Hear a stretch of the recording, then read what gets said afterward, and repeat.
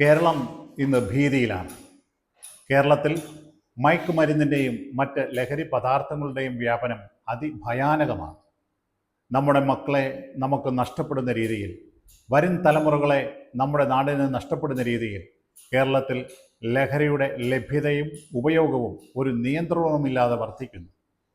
പ്രതീക്ഷയോടെ പഠിച്ചു വളരേണ്ട മക്കൾ ആശങ്കകളായി മാറുന്ന കെട്ട കാലമാണിത്. അവർ വഴിവിട്ട ശീലങ്ങളിൽ പെടാതെ, കൂടപ്പുറപ്പിന് നേരെ കൊലക്കത്തി ഉയർത്താതെ, കുറ്റച്ചങ്ങാതിയുടെ ഘാതകനായി മാറാതെ തിരിച്ചു വീട്ടിലേക്ക് വരണമേ എന്ന് കേരളത്തിലെ അമ്മമാർ പ്രാർത്ഥിക്കുന്നു. ഈ സാഹചര്യത്തിൽ നിന്നും നമ്മുടെ നാട് മോചിതമാകണം.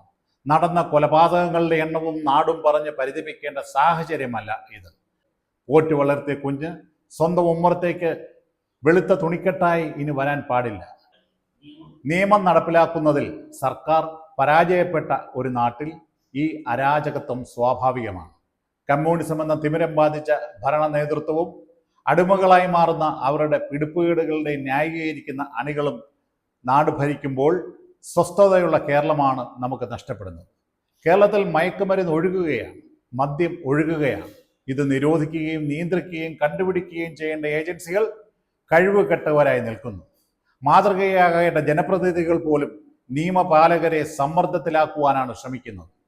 കേരളത്തിലുള്ള ബാറുകളുടെ എണ്ണം പരിശോധിച്ചാൽ തന്നെ സർക്കാരിന് മദ്യത്തെയും മയക്കുമരുന്നിനോടുമുള്ള മനോഭാവം വ്യക്തമാകും.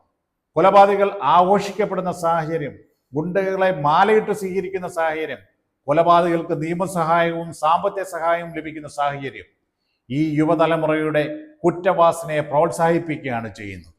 മയക്കുമരുന്നിൻ്റെ ഉറവിടം അന്യ സംസ്ഥാനങ്ങളാണെന്ന് പറഞ്ഞ് കൈയൊഴിയുന്ന സർക്കാരിനോട് ഒരു ചോദ്യം: അത്തരത്തിലുള്ള ഉറവിടങ്ങൾ കണ്ടെത്തി നിയന്ത്രിക്കണമെന്ന് ആവശ്യപ്പെട്ടുകൊണ്ട് ഏതെല്ലാം സംസ്ഥാനങ്ങൾക്ക് കേരള സർക്കാർ വിവരങ്ങൾ കൈമാറിയിട്ടുണ്ടെന്ന് വ്യക്തമാക്കാമോ?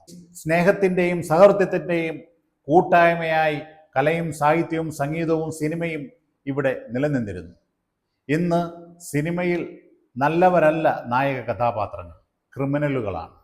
യുവതലമുറയ്ക്ക് നല്ല മാതൃകകളും അനുദിനം നഷ്ടപ്പെടുന്നു. ഈ സ്ഥിതി മാറിയേ പറ്റൂ.